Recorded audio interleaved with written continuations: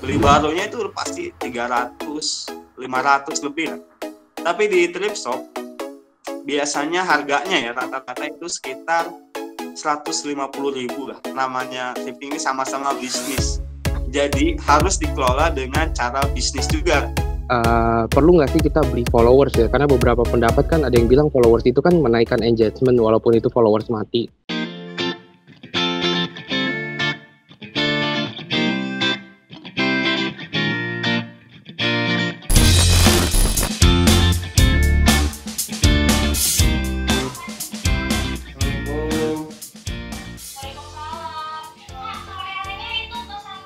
Berdiri aja. Oh, siap. Ini udah ada yang mau masuk sih. Oh gitu.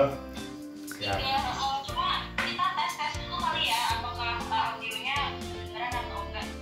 Boleh. Aku kalian coba aku bisa. Ini nama saya udah Cucu belum di situ ya? Sudah. Oke, aman ya. Kontak pakai siapa nih? Iya, takutnya kan punya siapa kan? Sekarang kita persilakan Kak Cucu dulu untuk memperkenalkan diri. Harusnya dari ini dulu, Mbak Novi dulu dong. Oh iya, selamat malam semuanya. Saya dan Novi dari Hidup Cuan.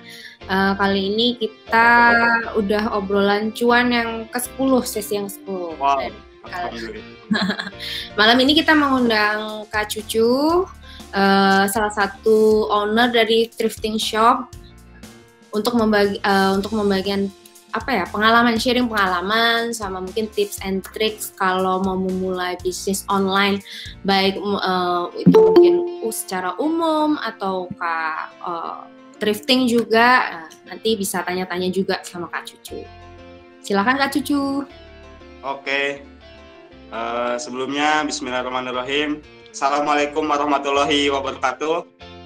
Waalaikumsalam. Oh, sobat cuan semuanya ya. Sebelumnya kan Kak Novi ini ngontak saya kan. Saya lihat nih namanya Cuan. Wah, ini nama saya nih. Kependekan dari Cucu Hermawan. Makanya saya langsung setuju kan waktu itu kan. Ya udah deh. Kayaknya ada kelanjutannya nih karena namanya udah cocok kan. Nah, selamat datang buat yang baru gabung di Hidup Cuan nih. Mudah-mudahan kita di sini berbagi ilmu aja. Saya juga sebenarnya belum terlalu lama kalau di dunia thrifting, tapi nanti saya sharing-sharing tentang lebih ke peluang bisnis online aja ya secara umum. Sebenarnya saya bisnis online itu, perkenalkan nama saya Cucu Hermawan, yang belum tahu. Saya kuliah dulu di ITB tahun 2008 sampai 2012. Nah, dari 2012 sampai sekarang itu emang saya fokus ke dunia online. Secara ini ya buat belajar autodidak itu di dunia online dari 2012. Dulu kan mulainya ada Kaskus, ada Tokopedia, lalu mulai Bukalapak, ada Shopee kan, mulai banyak tuh beragam toko online. Nah, itu saya sudah mulai tuh. Oh, toko bagus juga ya. OLX itu juga saya main, per-onlinean saya mulai. Selain jual beli, saya juga belajar blog. Mungkin belajar WordPress, nyari Google AdSense itu dari blog dulu kan, CTR ya, pokoknya setiap klik bayar. Kalau sekarang ada YouTube juga, di mana uangnya nanti masuk ke Google AdSense juga. Jadi emang mempelajari dunia online udah dari 2012 lah.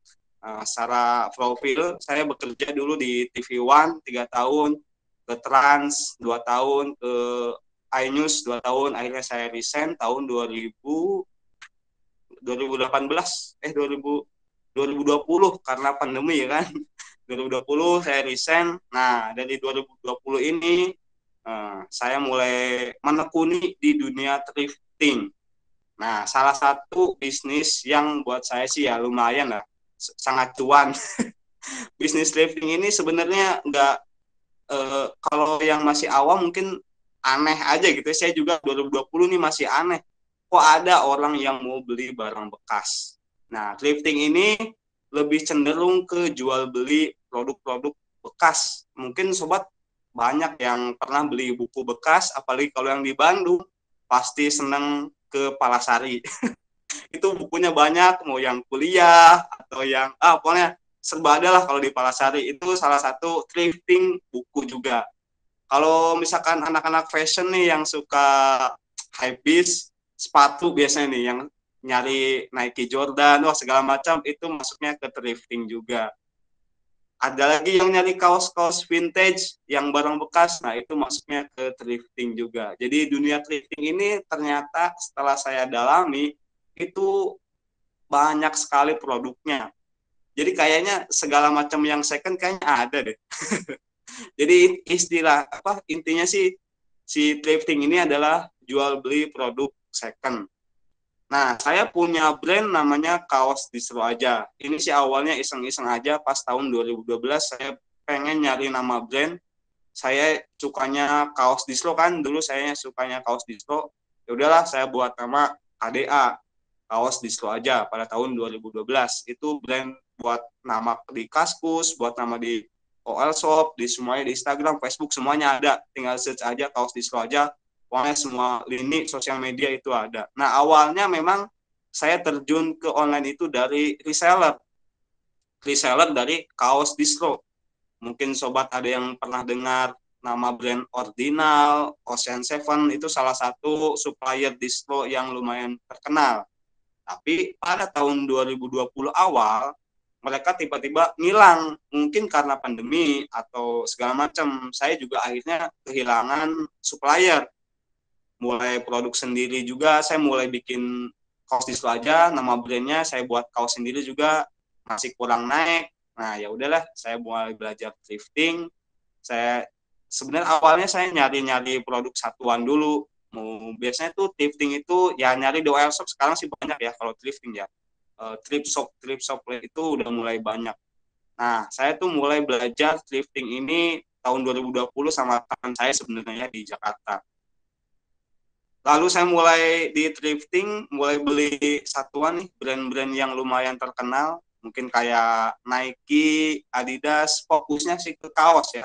Saya mulainya karena nama brandnya kan udah jelas ya, Kaos Distro Aja.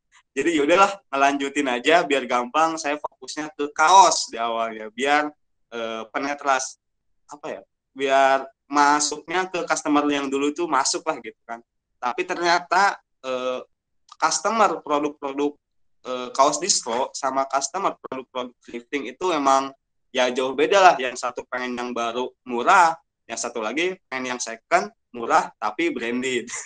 Itu udah kalau yang thrifting ini namanya kaos branded itu kaos Nike emang kualitasnya emang ya terjamin sih sebenarnya ya udah top lah gitu. Cuman bedanya emang second aja. Paling di sini adalah pinter-pinter kita aja nyari produknya yang gimana ya, yang masih bagus lah, yang layak dipakai, yang kondisinya like new lah istilahnya. Itu sih mungkin pembukaan tentang profil saya dan juga dunia thrifting ya. Mudah-mudahan ada gambaran sedikit tentang bisnis thrifting ini. Mungkin gimana, Kanovi? Ada yang ditanyakan lagi? Kalau saya agak penasaran dengan ini sih, thrifting kan dia jualan barang bekas. Pre-love kan juga sama, jualan barang bekas. Bedanya di mana sih sebenarnya? Gimana? Loak? Pre-love sama thrifting kan sama-sama jualan baju bekas kan. Bedanya apa sih sebenarnya? Sama, itu beda istilah aja. Oh, beda istilah aja. Beda istilah aja. Jadi kalau misalkan saya kasih nama di OL Shop ya, Tokopedia, misalkan saya jual jaket Adidas, misalkan ya udah. Jaket kan macam-macam nih, saya fokus ke hoodie misalkan. Hoodie Adidas original free look. Jadi istilahnya buat judul keren-kerenan aja ya. Gitu sih. Free look. Okay. Berarti sama aja ya sebenarnya. Ya, sama aja. Penamaan aja. Sama ini sih aku mau tanya, kemarin waktu saya browsing mengenai thrift shop itu ada di forum itu kayak gimana ya, kayak ada pertentangan gitu. Jadi di thrift shop itu orang yang jualan barang-barang vintage itu kan biasanya harganya disesuaikan ya, karena vintage harganya biasanya mahal. Tapi ada sebagian orang itu yang kayak kenapa sih padahal kan ini thrift shop meskipun vintage harusnya harganya ya nggak terlalu mahal lah, karena ada sendiri kan yang namanya vintage shop gitu. Benar. Tuh, menurut Kak Cucu gimana tuh, Kak? Oh iya, gini, pertanyaannya ya lumayan susah juga. Mantap. Saya juga pernah bikin ya sedikit ulasan lah tentang kenapa sih vintage mahal gitu ya. Sebenarnya nggak cuma vintage, sebenarnya beberapa produk yang kita beli juga biasanya mahal ya, kayak misalkan mobil, motor gitu ya, AC, kenapa mereka mahal. Nah, saya nge-breakdown kenapa beberapa produk mahal. Yang pertama mungkin karena fungsionalnya, mungkin ya, fungsional dari produk itu biasanya lebih tinggi gitu kan. Kayak misalkan jaket gunung dibanding jaket biasa, biasanya jaket gunung lebih mahal karena lebih fungsional, karena melihat kondisi cuaca di gunung seperti apa, itu karena fungsional si produknya. Nah, yang kedua tentunya karena quality ya, atau kualitas produknya nih, bahannya nih tahan lama nih, awet sampai ke benua Antartika misalkan. Itu kan punya nilai produk kualitas yang terbaik lah gitu. Lalu lagi misalkan yang ketiga itu adalah quantity biasanya nih. Kayak yang kita tahu ya, produk Supreme, kuantitinya tuh sangat sedikit ya. Jadinya itu orang pada mengejar produk-produk karena kuantitinya terbatas gitu. Jadi limited edition kayak iPhone mungkin ya, atau segala macam kuantiti. Dan yang keempat adalah itu karena value, karena ada nilai tertentu. Yang kenapa vintage mahal itu biasanya karena value history atau punya sejarah ya. Karena kan produk itu udah kuantitinya terbatas, udah nggak diproduksi lagi, original, dan punya value tinggi. Ya, misalkan kita pengen ini nih, kayak pengen beli kaos vintage band Metallica yang waktu datang ke Indonesia. Nah, itu kan, wah gitu kan. Ini sejarahnya Metallica datang ke Indonesia, misalkan ketemu Pak Presiden Jokowi, itu kaosnya dipakai dan kita lelang. Udah pasti itu harganya mahal banget sih gitu kan. Nah, mungkin itulah beberapa alasan kenapa kaos-kaos vintage ini, karena punya value lah istilahnya, punya nilai tertentu. Sebenarnya ada juga yang vintage tapi nggak mahal juga banyak. Kayak misalkan kaos-kaos bola gitu kan, kaos Piala Dunia tahun 2020 atau 2008-an itu masih murah sebenarnya kalau kaos Piala Dunia. Lebih banyak sih kaos band biasanya. Kayak gitu sih. Secara umum ya. Kak Cucu tuh lebih ke fashion ya? Apa maksudnya untuk thrift shop-nya? Ya. Atau ada maksudnya kayak ini untuk fashion, ini untuk yang tadi kayak misalkan otomotif, terus nanti ada lagi yang memorabilia gitu. Nah, karena saya kan terjunnya emang masih awam gitu ya, masih awal. Jadi saya emang nyoba-nyoba sih, dari semuanya saya pelajari dulu gitu ya. Belum ada kekhususan buat pengen kemana gitu ya. Lebih utamanya sih saya nyari pasar yang sederhana aja gitu ya. Karena kan saya belajar, sambil saya belajar juga sambil saya sharing ke teman-teman yang lain tentang dunia thrift shop. Makanya saya buat konten di YouTube juga. Jadi saya lebih ke gimana ya, mengedukasi kali ya, produk-produk dari thrifting ini apa aja yang laris di pasaran gitu kan. Mungkin di sini mungkin teman-teman juga udah pasti denger lah, udah istilah namanya Adidas, Nike gitu ya, Supreme. Tapi brand streetwear itu mungkin nggak hanya Supreme. Mungkin teman-teman pernah nggak dengar kata-kata anti-social club atau namanya Carhartt. Nah, itu brand-brand luar ya, dan juga punya kualitas yang baik gitu. Apalagi kalau secondnya aja itu ya masih bagus banget lah gitu, dan ya punya nama tersendiri lah. Terutama kalau streetwear ini deketnya sih dengan skateboard biasanya. Kalau skateboard itu deketnya sama brand Converse biasanya, kalau sepatu ya Converse segala macam. Nah, itu saling terkait lah. Jadi kalau orang udah terjun ke dunia thrifting, ya itu sambil menyelam minum garam. Jadi sambil belajar juga tentang sejarah, tentang segala macam. Itu serunya di situ karena banyak brand yang saya juga baru tahu ya. Gitu. Berarti anak Hypebeast ya Kak Cucu? Enggak juga nih. Anak Hypebeast.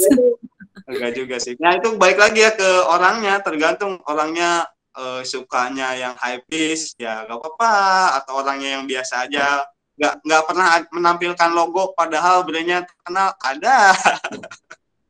Beda-beda tergantung orangnya sih.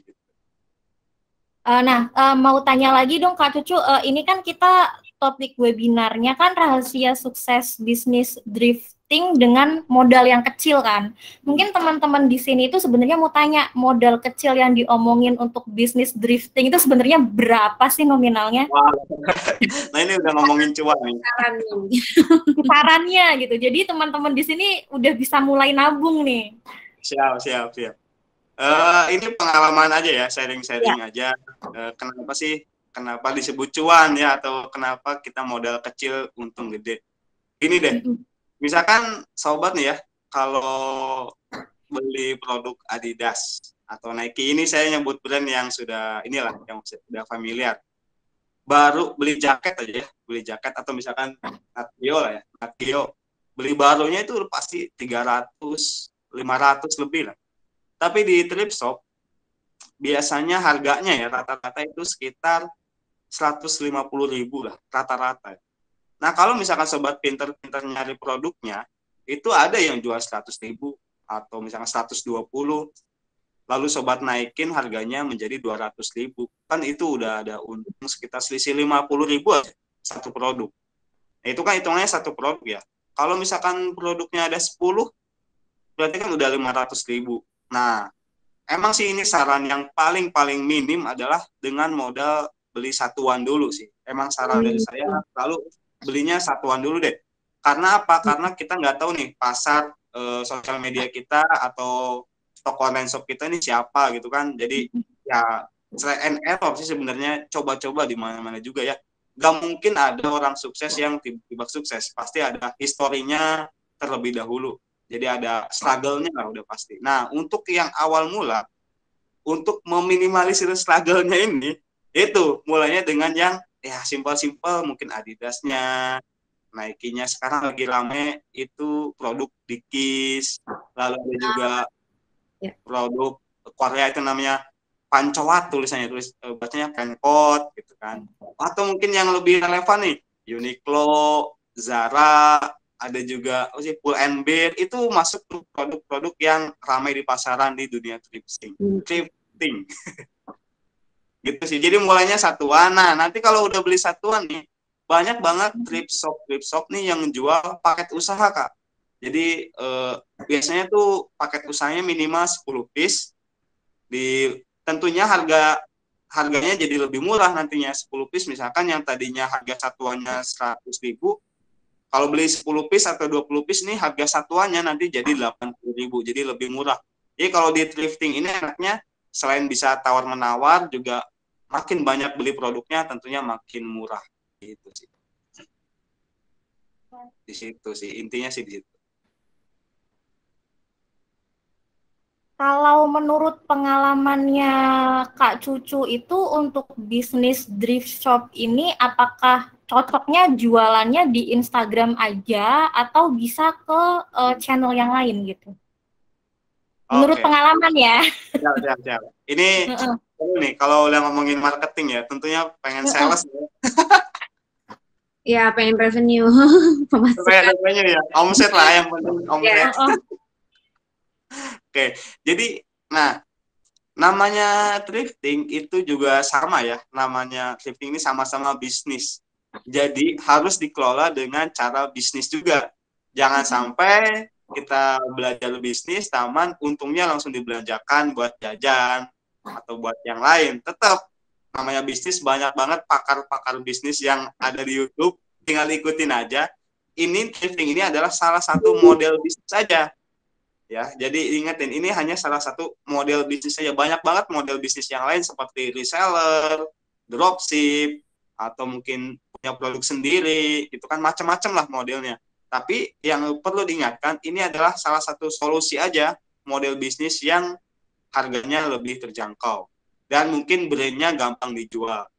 Nah, masalah tentang tentang marketing, ada beberapa cara yang saya lakukan biar cepat ya. Yang pertama adalah kita harus live, karena sekarang lagi rame nih live. Baik itu di Tokopedia, mungkin yang sekarang Bang Novi dan kawan kan hidup cuan lagi fokus nih Tokopedia gitu kan.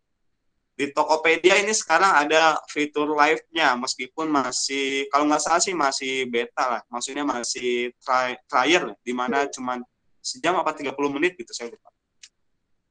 Di Tokopedia masih trial gitu kan. Nah, yang awal mulanya ada live sih emang di Shopee, mulai ramainya ya. Di Shopee ini saya mulai langsung live di Shopee waktu itu. Cuman emang saingannya ini emang gila-gila ya di Shopee ini. Jujur aja, emang kita harus banting harga kalau di Shopee. Kayak semuanya soalnya live gitu ya. Maksudnya live tuh kalau untuk yang fashion ya, kalau aku lagi membuka online shop untuk membeli. Ya, benar-benar. Jadi emang wah semuanya kan live bareng nih. Ya. Nah, yang diuntungkan dari live di e-commerce adalah kita punya engagement atau kita punya viewer yang bukan followers kita. Meskipun dia nggak follow toko kita, nah kalau kita punya judul yang menarik atau jualannya yang murah, itu pasti makin banyak yang datang gitu kan. Kalau live di Tokopedia atau di Shopee terutama ya, banyak banget peminatnya yang live. Di Instagram bisa, cuman kebanyakan kalau di Instagram itu yang udah follow biasanya, dan harus punya nama atau udah punya brand lah yang terkenal gitu ya. Kalau yang baru-baru pasti ya struggle juga ya, sama juga. Iya. Jadi tips lagi nih ya, ada tips yang saya buat nih, agak jorok sih. Jadi ada tipsnya adalah 3 ah. Ah-nya ini bukan kata halilintar ya. Ah-nya ini apa? Yang pertama nih buat yang benar-benar pemula adalah fokuskan dulu ke yang pertama adalah produknya semurah mungkin ya. Semurah mungkin, sebisa mungkin. Yang nyari untungnya sedikit aja, yang penting perputaran omsetnya, perputaran uangnya itu cepat. Jadi jualnya yang standar-standar aja, kayak misalkan jualan yang 70.000, 80.000, tapi produknya terjual banyak gitu kan. Itu yang penting yang murah dulu. Yang kedua adalah ramah. Nah, ini ramah ke customer pasti nih. Ya, ke sesama seller juga harus ramah, ke semuanya juga harus ramah.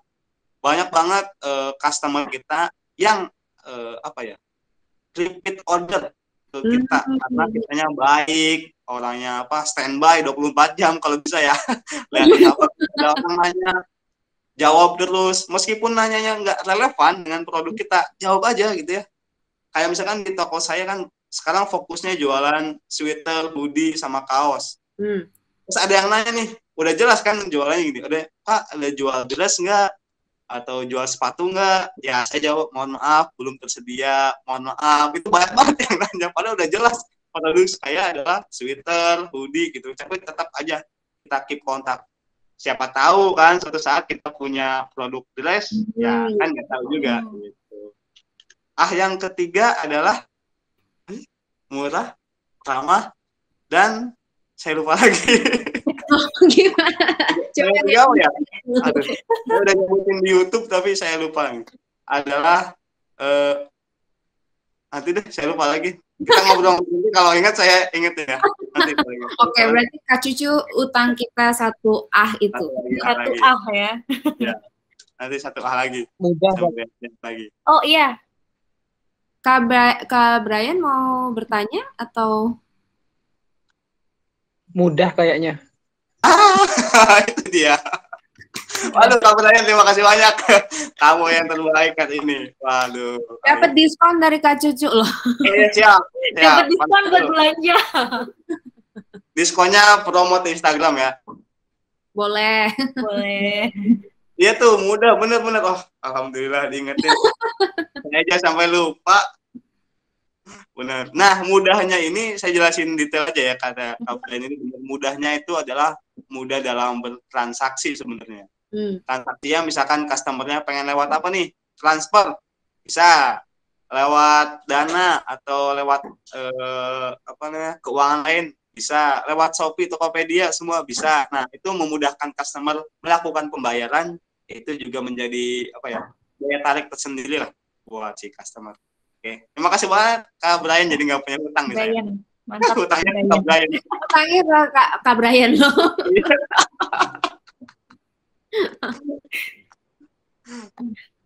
Eh, aku ada penasaran satu hal nih, Kak Cucu. Kan saya ada nonton videonya Kak Cucu juga.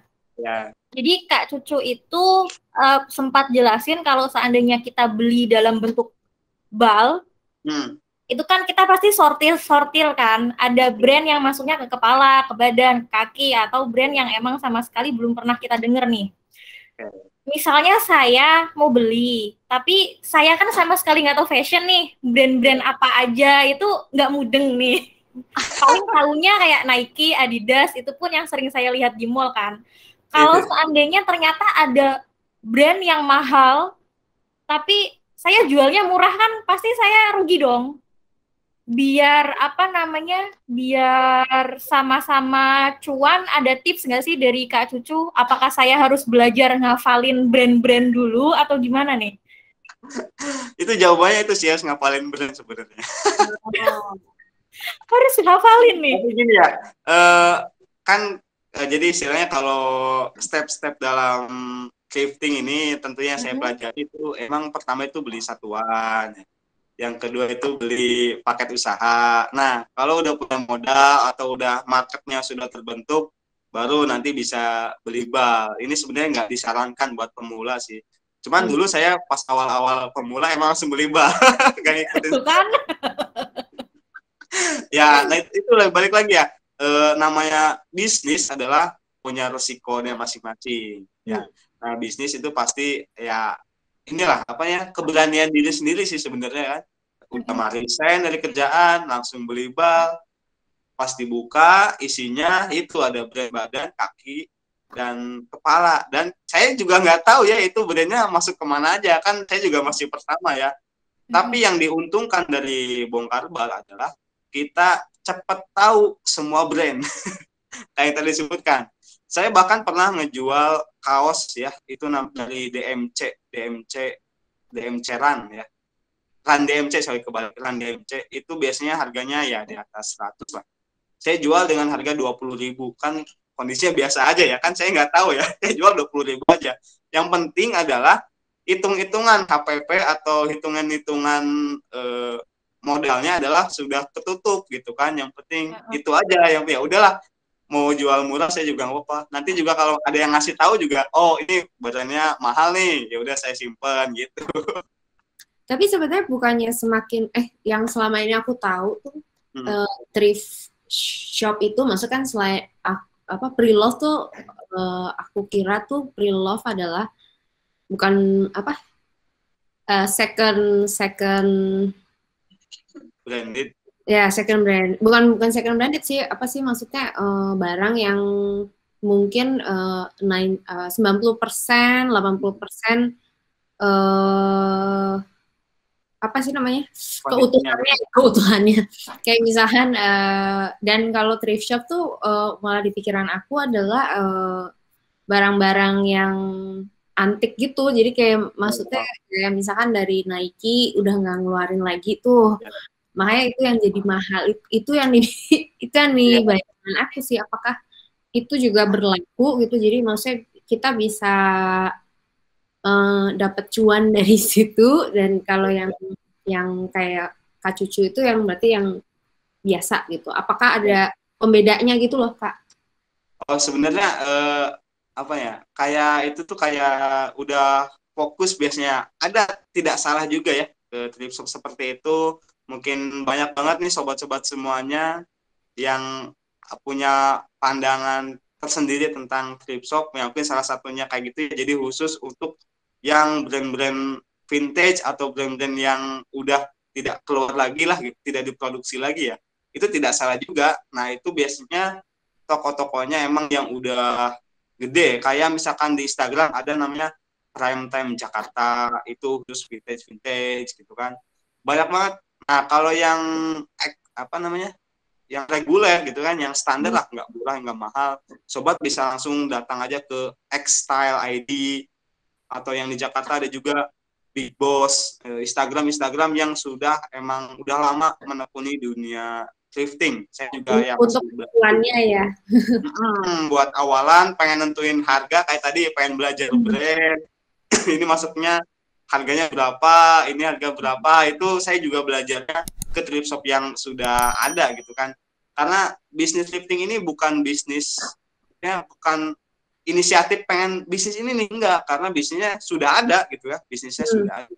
Tinggal ikutin kayak YouTube nih, YouTube kan udah ada dari dulu ya, tinggal kita membuat baru, bikin konten yang baru dan dimodifikasi, ya udah jalan aja, punya karakter sendiri. Nah, begitu juga saya di kaos itu aja. Ini bisnis thriftingnya udah jalan, saya punya brand yang juga sudah jalan, jadi tinggal diikutin aja, nanti fokusnya ke mana. Kalau sekarang saya fokusnya sih ke paket usaha nih, karena banyak banget yang nonton di YouTube belajar dunia thrifting. Ya udah saya buatkan beberapa paket usaha yang siap jual gitu kan, dengan harga yang terjangkau, bisa langsung transaksi gitu kan. Dengan paling murah itu sekarang 350, cuman udah pada habis, banyaknya yang 500-an deh, 500.000 gitu. Kalau 350.000 itu dapat berapa? Dapat 10. 10? Yang lunek. Wah, boleh tuh. Boleh. Ya mulai Novi usaha dengan Ntar malah yang ada bukan jadi usaha, dipakai sendiri itu baju. iya betul. Tapi bener itu. Nah, kalau dipakai sendiri bener. Kalau mas, kan saya bongkar bal kaos kan, isinya itu sekitar 500 piece. Itu kalau saya pakai beda-beda tiap hari, berarti 500 hari lah ya. Kalau ukurannya pas ya. Kan jadi fashion tersendiri. Kalau orang anak-anak fashion nih, thrifting kan, kita pakai sendiri, foto ya kan, buat feed Instagram atau video. Kalau enggak di Instagram ada reel sekarang rame. Besoknya kita simpan, laundry, kita jual lagi. apalagi sekarang cowok kan juga kayak kadang-kadang bingung pakai baju apa kayak cewek. Sama aja ya sekarang mah. Malah sekarang menurut aku makin kesini cowok itu lebih melek fashion. Ya. Iya. Cuman biasanya yang mahal-mahal sekalian biasanya kalau cowok. Oh iya, cowok biasanya makanya itu mungkin thrifting cowok lebih tertarik ya. Maksudnya karena beberapa kan kayak misalnya itu tadi kayak Kak Cucu bilang kayak misalnya produk Zara atau Pull&Bear sama misalkan H&M gitu misalkan kan mereka banyak yang sekarang suka collab sama desainer kan dan dan itu mungkin nggak diproduksi ya maksudnya kayak mereka lebih makanya lebih melirik ke thrift shop, siapa tahu ada misalkan Kak Cucu punya gitu. Kak Cucunya nggak mereka ngeh gitu.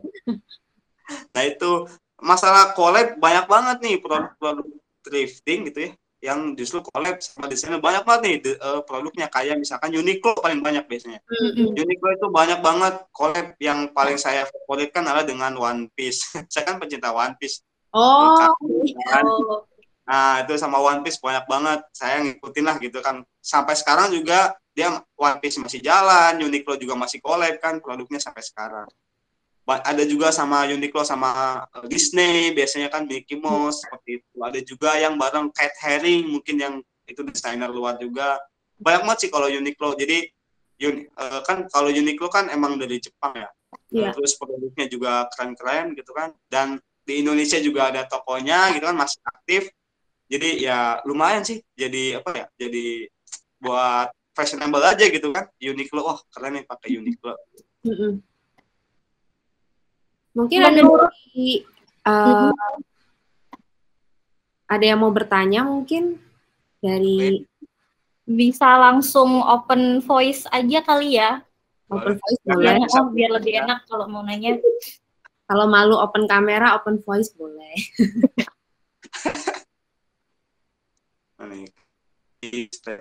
Muhammad Kebrayan, jangan nanya yang susah-susah ya.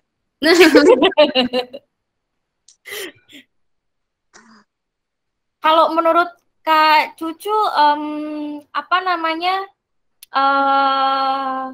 pandangan buat bisnis thrift shop ke depannya itu kayak gimana sih? Apakah akan terus naik ataukah nanti akan declining gede gitu?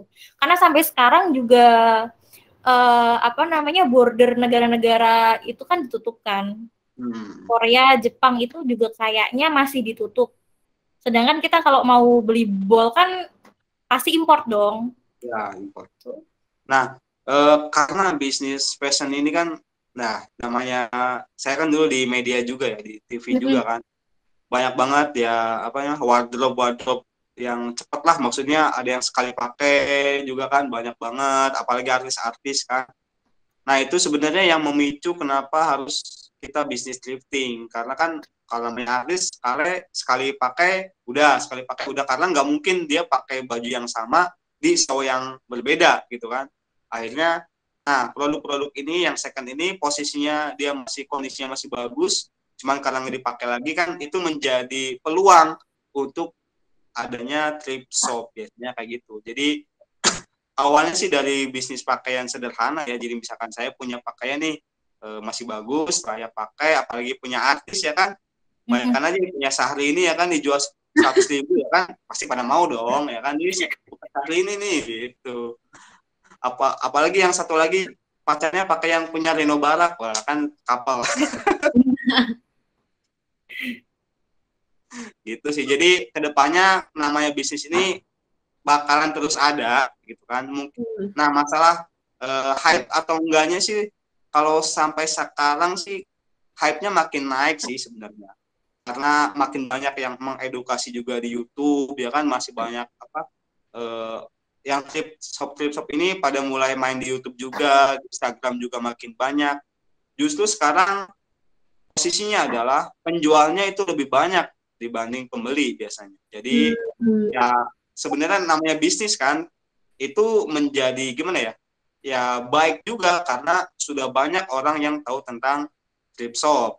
Tapi mungkin bumerangnya adalah ya mungkin masih kurangnya adalah apa ya, pembelinya makin kurang ya. Namanya juga resiko ya, resiko selalu ada, dan kita harus siap dengan kondisi pasar atau market yang ada di dunia online ini gitu. Jadi harus siap-siap aja gitu. Yuk teman-teman, kalau ada yang mau bertanya, jangan malu-malu gitu. Soalnya Kak Cucu nih terbuka sekali dari tadi. Sampai harga pun dikasih tahu. Tapi so far Kak Muhammad mau... Ya, saya mau nanya, Kak. Oke, boleh. Silakan. Ya, Assalamualaikum warahmatullahi wabarakatuh. Waalaikumsalam. Bang Cucu, Bang Kang ya, Kang Cucu, Mbak Novi, Mbak Noventi. Iya. Saya Faisal dari Jakarta, mau tanya. Pertama paling itu ya, tadi kan udah dikasih tahu masalah anggaran, terus teknik cara beli. Untuk pemula kan belinya satuan dulu, jangan yang balan. Nah terus kebetulan gue udah mulai Bang, gue udah mulai usaha kecil-kecilan gitu. Tapi memang gue ngalamin stuck. Yang pertama, perlu nggak sih kita beli followers ya? Karena beberapa pendapat kan ada yang bilang followers itu kan menaikkan engagement walaupun itu followers mati. Tapi ada beberapa pendapat juga bilang kalau lu beli followers itu engagement itu rame di awal doang, nanti di ujungnya malah lu kena suspek bahwa lu also penipu karena followers banyak tapi yang komen nggak ada, yang like dikit gitu. Makanya lu yang organik aja yang murni. Nah itu cara dapat followers itu kalau dulu Kang Cucu gimana caranya, terus ads yang dilakuin atau iklan yang dilakuin di mana aja? Kalau dari gue gitu sih, makasih ya. Iya, terima kasih. Kak Faisal dari Jakarta. Mantap nih pertanyaannya. Mungkin kalau di Jakarta bisa main-main lah ke Pasar Senen. Ya, nanti saya kabarin lah. Teman saya ada di sana.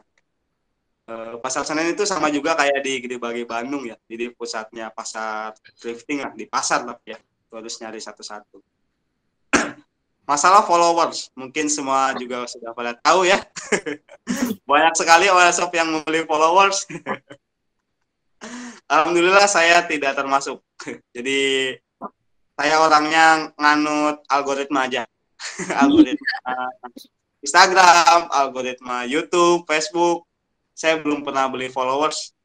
Bukan karena saya nggak mau ya, tapi nggak mampu aja buat belinya.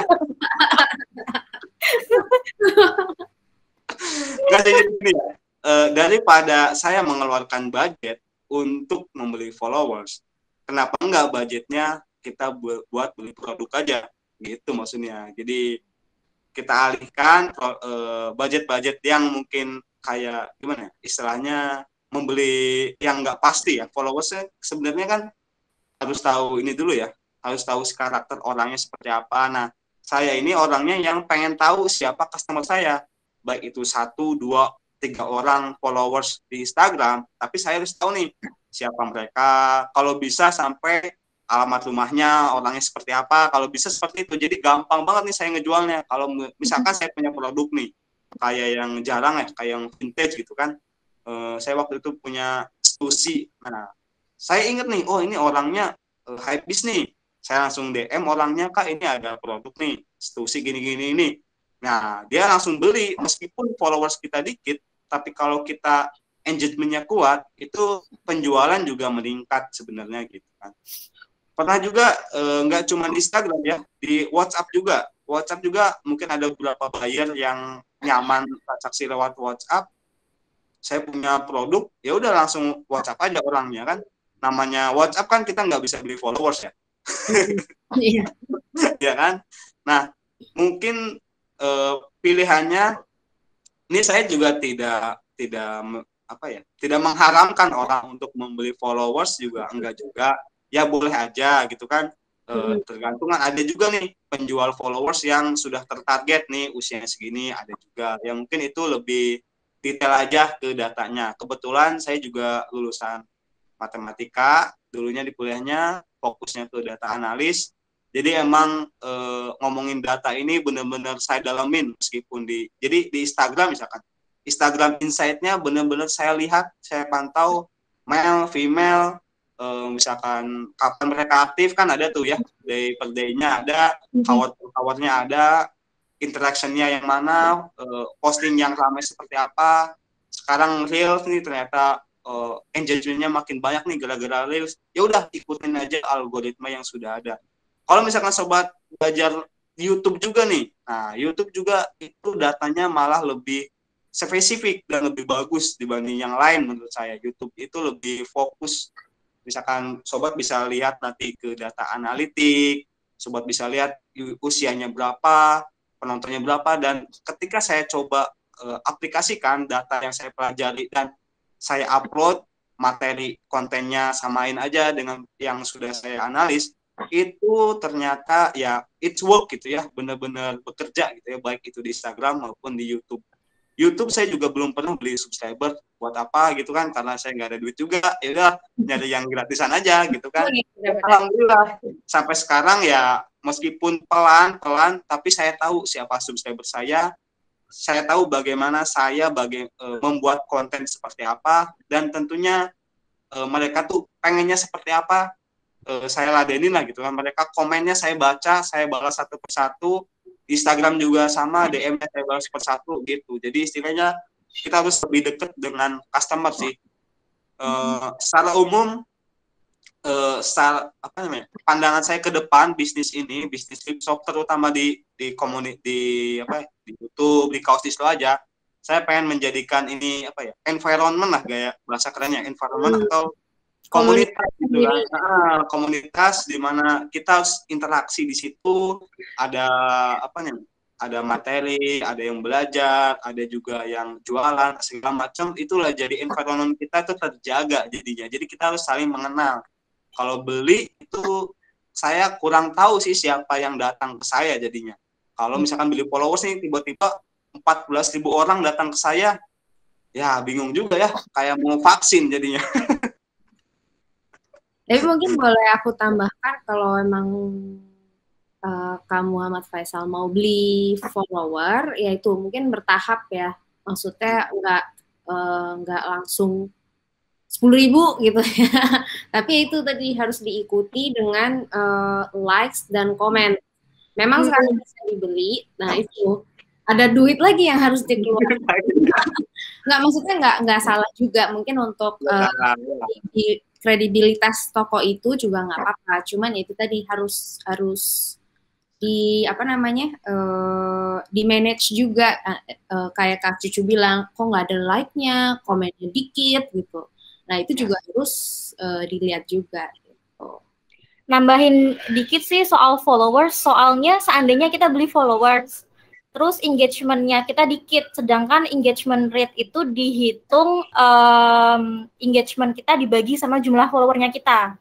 Kalau seandainya engagement rate-nya kita itu jauh di bawah rata-rata, biasanya Instagram nggak akan nunjukin apa yang kita post ke orang-orang yang emang udah follow ke kita. Jadi apa yang kita post itu biasanya jauh di bawah. Jadi kemungkinan orang melihat postingan kita itu semakin kecil. Jeleknya kalau beli followers kayak gitu jeleknya. Tapi ya balik lagi ya, kita nggak ngejudge orang yang beli follower, kita juga nggak mengharamkan orang beli followers karena itu kan pilihan masing-masing ya. Gitu. Jadi mungkin maksimalkan reels. Nah itu. Soalnya sekarang setahu saya Instagram itu lebih mentingin ke konten kreator sama video karena dia nggak mau kesaing sama TikTok dan YouTube sekarang setahu aku gitu. Jadi dimaksimalin aja di situ. Oke, mantap. Ada lagi yang mau bertanya? Silahkan. Kak Brian, Kak Stefani, Kak Bejo, Kak Fuad, Kak Amin.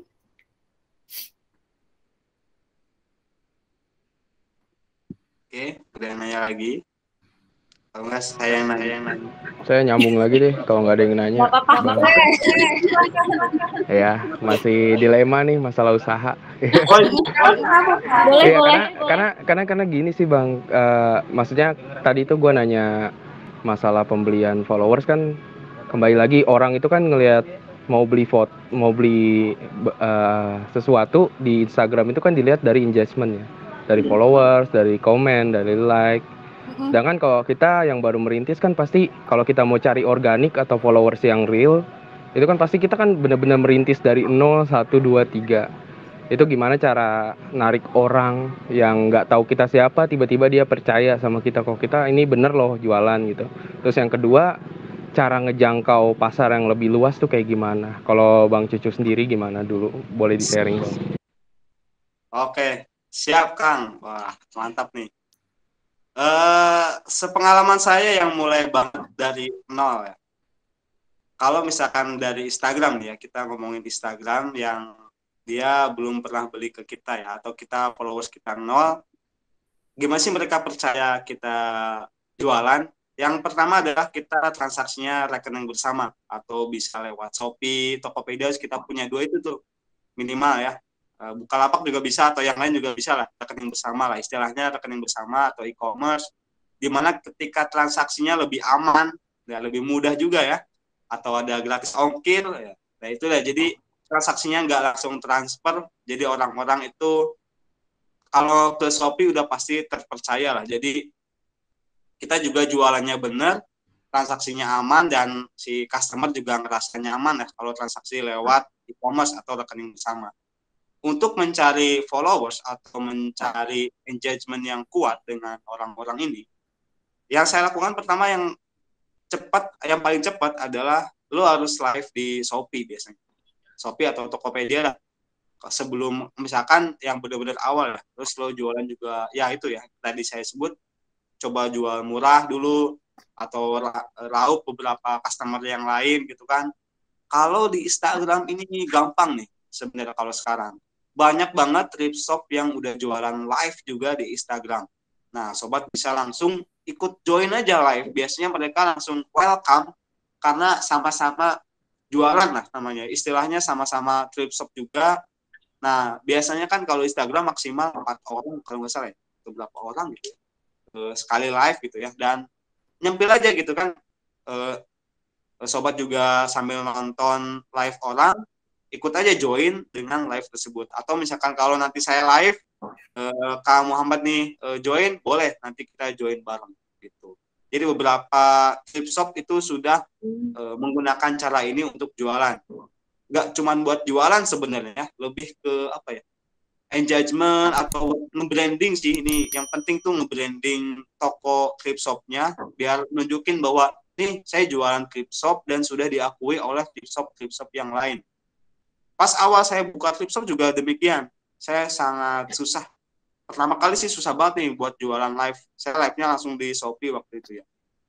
Langsung live di Shopee dan mencari kepercayaan dari clip shop yang lain itu ya DM lah, Kak, ini saya punya pertanyaan seperti ini, atau misalkan ya udah deh, saya beli produknya dulu ke clip shop yang lain terus saya jualin lagi gitu kan, atau misalkan minta paid promote ke clip shop yang gede, itu lebih baik daripada, buat saya sih lebih baik ya buat beli followers gitu kan. Jadi lebih diakui juga oleh clip shop yang sudah gede kayak tadi X-Style atau Big Boss atau yang lainnya kayak Selective gitu. Ya mungkin itu beberapa cara ya buat marketing. Masih banyak sebenarnya cara jualan yang lain. Mungkin sobat juga bisa bikin konten video tentang produknya lalu upload di YouTube. Misalkan punya 10 produk, punya 10 video, lumayan. Selain produknya laku, juga punya AdSense. Betul. Betul. Atau kalau enggak, kalau kamu Muhammad Faisal punya teman yang followersnya banyak, mungkin ya bisa endorse kecil-kecilan ke temennya gitu kan, pakai baju, bye. Boleh. Atau yang nggak tahu, mungkin ini di FYP-ku doang kali ya. Sekarang itu makin banyak orang yang bikin video kayak fashion show gitu loh. Jadi dia ganti-ganti baju. Nah, mungkin Kak Muhammad Faisal kalau seandainya punya teman yang good looking dan good body, bisa nih dia buat promote bajunya pakai video TikTok gitu. Bisa tuh. Sekarang konten seperti itu di TikTok soalnya lagi in banget. Sayang kalau dilewatin buat bisnis. Ya, kreativitas kita aja untuk membuat produk itu menjadi tontonan yang menarik lah sebenarnya kan. Kalau yang udah gede sih ya itu mah bebas lah, terserah mereka mau posting apa juga bebas. Buat yang pemula nih, buat kayak kita nih, buat saya terutama, saya juga terus mencari formula yang pas nih, apa yang diupload ke Instagram seperti apa, di YouTube seperti apa. Saya hampir sebulan nih saya belum upload juga ke YouTube yang baru, kayak karena mungkin kesibukan yang lain juga, tapi udah ada sih, tinggal diedit aja nih satu video, nanti saya upload juga ke YouTube. Itu saya juga belajar analitiknya, saya pelajarin mereka pengennya seperti apa, ngikutin aja algoritma yang ada gitu kan. Terus satu lagi nih, kalau misalkan ketika sudah mulai thrift shop-nya, terus misalkan sudah mulai ada yang beli, jangan lupa dicatat customer-customernya. Kalau perlu punya sekarang udah canggih kan, udah ngedata lewat Google Sheet namanya ya. Kalau di Excelnya Google lah istilahnya, bisa lewat HP, bisa lewat komputer, atau manual di buku juga bisa ya kayak zaman dulu, atau sekarang mungkin ada aplikasi buku kas segala macam gitu kan. Jadi bisa dicatat semuanya, nomor HP-nya, alamatnya, namanya gitu kan, tetangganya, bebas lah. Yang penting dicatat profilnya. Siapa tahu ya, ketika kita punya perusahaan yang udah gede, kita butuh customer, kita nggak usah nyari lagi karena sudah ada datanya. Gitu. Remarketing ya Mas ya? Ya gitu. Gimana Mas Faisal?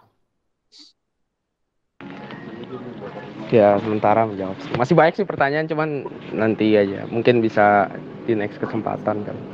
Karena harus kasih kesempatan ke orang lain juga kan. Ada kayak mau bertanya atau mungkin sambil nunggu kalau mau bertanya tapi masih malu-malu, mungkin Novi punya pengumuman. Aplikasi. Jadi buat teman-teman di sini yang belum tahu, Hidup Cuan itu adalah software scraper di Tokopedia awalnya. Jadi kalau teman-teman seandainya mau jualan apa, masih bingung nih mau dropshipping atau apa, bisa pakai toolsnya kita buat bandingin harga, kira-kira kompetitor mereka pasang harganya berapa sih gitu. Terus produk yang mereka yang udah terjual tuh berapa gitu. Itu bisa pakai tools Hidup Cuan. Nah, sekarang Hidup Cuan itu udah ada mobile app-nya. Jadi di awal kan cuma bisa pakai desktop nih. Jadi kalau seandainya teman-teman lagi perjalanan atau gimana, buka laptop kan ribet. Jadi kalau ada mobile app-nya kan lebih mudah dipakai, terus juga sekarang udah bisa dipakai di Shopee juga gitu.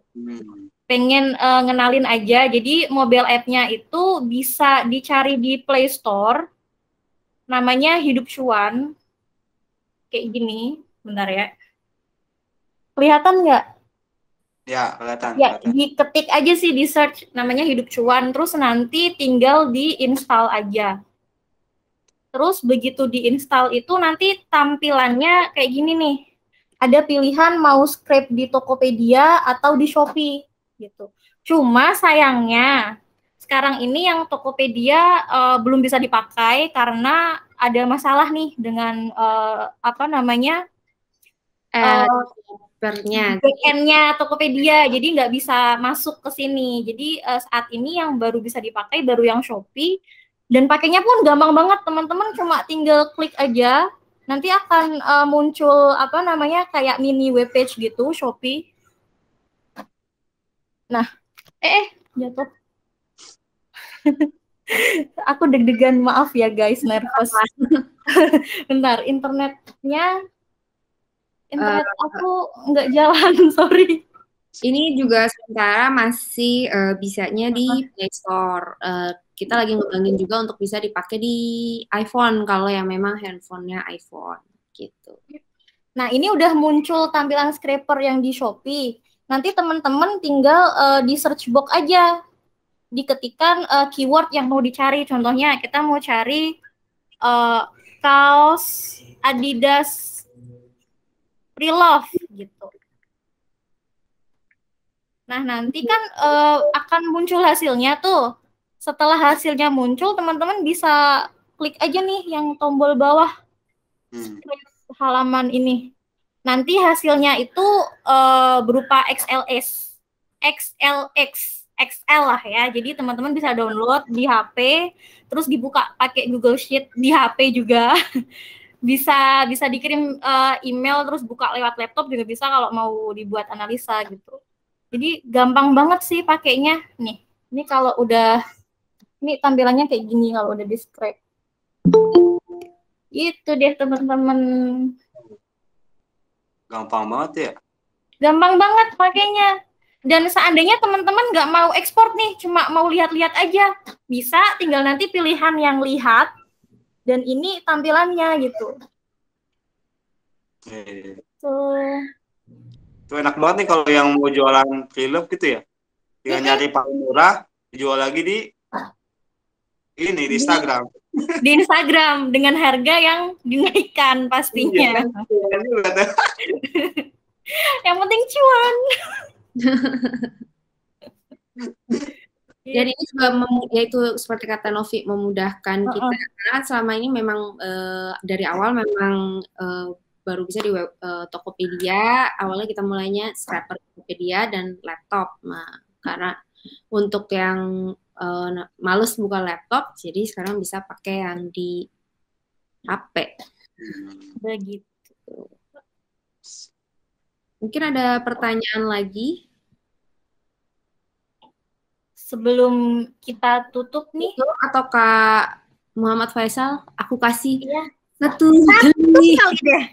Satu kali pertanyaan. Silahkan.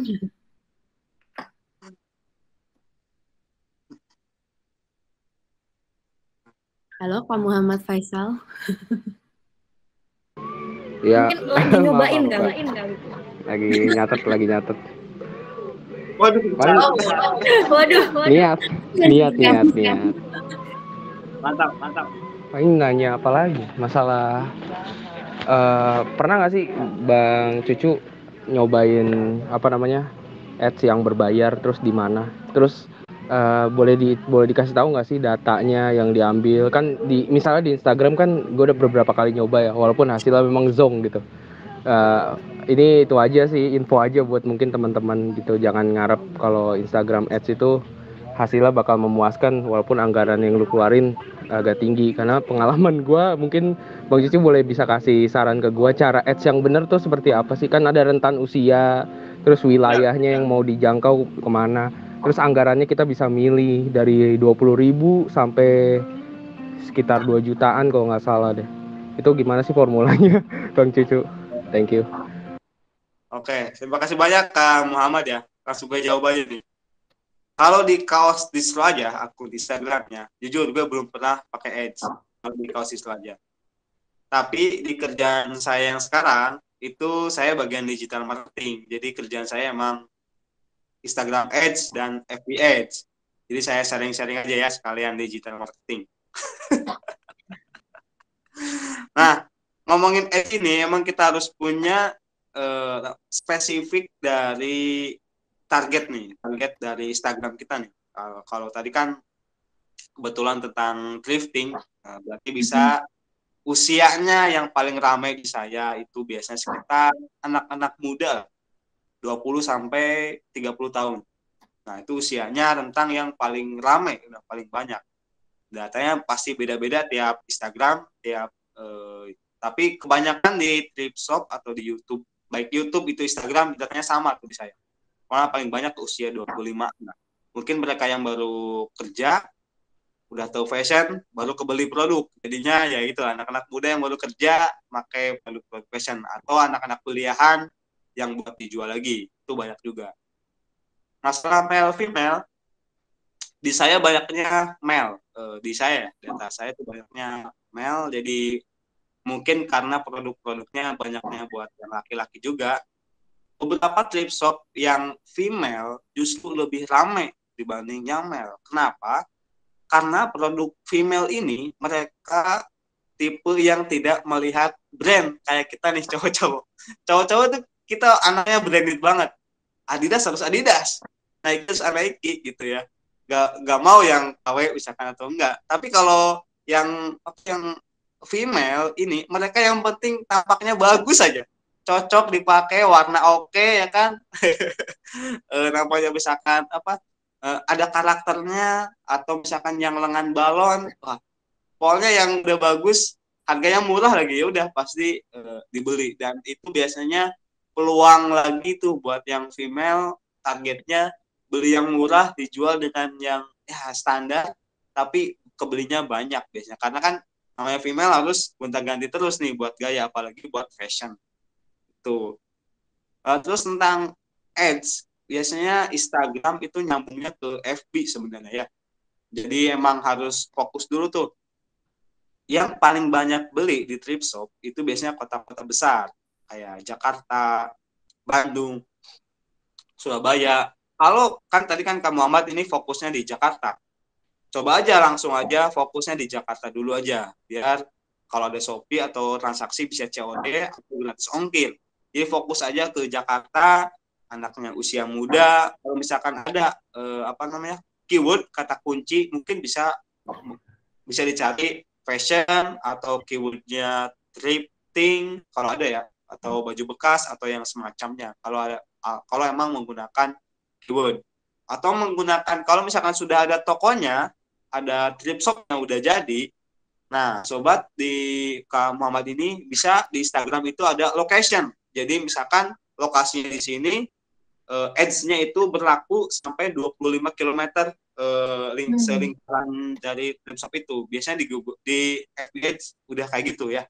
Jadi lingkaran ini biasanya itu digunakan untuk food atau makanan, biasanya delivery. Jadi untuk daerah itu aja makanan, kan kalau makanan yang cepat saji mungkin nggak bisa nyampe keluar kota ya, harus daerah itu aja. Nah itu gunanya. Cuman karena thrift shop ini se-Indonesia, jadi targetnya sih kota-kota besar dulu aja, kayak misalkan Jakarta, Bandung yang udah, Surabaya yang udah gede-gede aja. Kalau nggak di Bali juga banyak.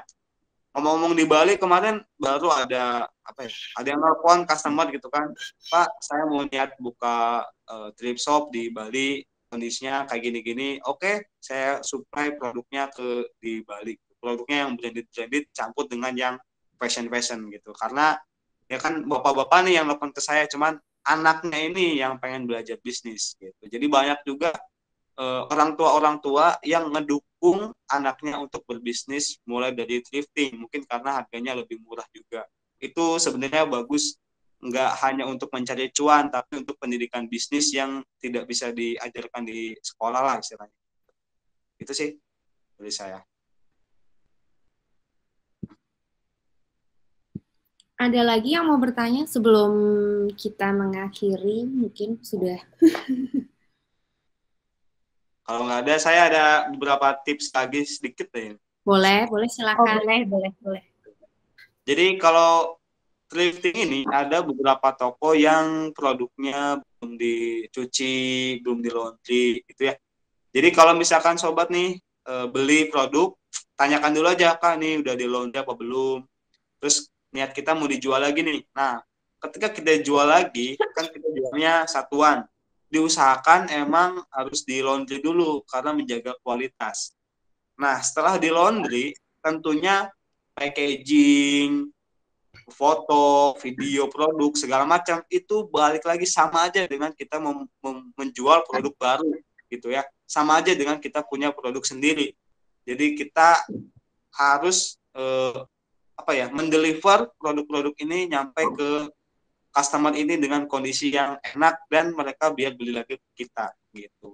Tentunya kalau yang belum mau mulai atau masih bingung pengen jual apa atau bikin akun OL shop apa, wajib hukumnya kita harus punya nama OL shop itu yang unik sebenarnya, yang yang ciri khas kita banget gitu ya. Kalau dulu saya emang asal-asalan sih bikin kaos distro, karena saya pengen jualan kaos distro, ya udahlah kaos distro aja. Jadi sesimpel itu. Cuman sekarang ya udah saya benahi jadi logonya jadi KDA, jadi lebih agak elegan aja sebenarnya. Jadi buat yang baru memulai, diusahakan cari nama-nama yang beda lah dari orang lain, cuman simple, maksimal 2 kali pengucapan kalau bisa. Kayak Nike itu kan simple. Kalau KDA ini kepanjangan saya waktu itu. Cuman ya udahlah, karena udah jauh, udah punya brandnya udah banyak, ya udahlah KDA. Cuman kalau yang mau buat baru, ya usahakan sesimpel mungkin, seunik mungkin, buat OL shop itu terkesan elegan gitu ya. Meskipun thrift shop, nggak apa-apa. Mungkin suatu saat sobat punya produk sendiri, kita nggak tahu ke depannya. Jadi diusahakan baik-baik nama itu dibuat dengan, ya kita namanya bisnis itu harus manjang. Kalau dalam prinsip saya, namanya bisnis itu pola atau proses pengerjaannya ini bisa diturunkan ke anak-anak kita ke depannya gitu. Jadi bisnis itu nggak cuma dikerjakan oleh kita nih. Jadi sebisa mungkin bisnis ini terus manjang sampai ke anak cucu kita ke depannya gitu. Jadi kita bisnis itu jadi sistem lah istilahnya, hanya jadi sistem aja gitu. Mantap sekali Pak Cucu. Terima kasih buat tips and triksnya. Siap. Buat teman-teman, karena ini udah lama juga ya, udah malam, udah mau jam 9, mungkin webinarnya kita tutup sampai sekarang. Sebelum diakhiri, boleh di on cam nggak ya? Kita mau ambil screenshot buat kita upload di YouTube nih. Boleh, Kak Muhammad, jangan nanya terus nih. Saya lagi di jalan nggak enak. Jadi jalannya aja. Apa nggak usah. Kak Brian. Kayak malu-malu. Langsung pada keluar tuh pasti suruh on cam. Tadi Kak Stefani langsung out tuh. Ya nggak apa-apa. Kalau gitu terima kasih semua yang sudah ikut webinar ini. Nanti webinarnya akan kita upload di YouTube baik dari Kak Cucu ataupun dari Hidup Cuan. Jadi kalau yang nanti mungkin lupa atau pengen nonton lagi bisa nanti kita klik di YouTube masing-masing. Makasih Kak Cucu untuk sharingnya, sukses terus untuk kaos distro aja dan juga sukses terus untuk bisnisnya teman-teman di sini, baik yang baru merintis atau yang sudah berjalan. Gitu. Oke, terima kasih banyak ya Kak Novi. Semua. Sama mudah-mudahan lancar terus Hidup Cuan. Ya. Cuan terus. Cuan terus. Terima kasih semuanya. Sampai jumpa. Terima kasih. Sampai jumpa di webinar selanjutnya ya. Ya, terima kasih. Assalamualaikum. Waalaikumsalam. Waalaikumsalam.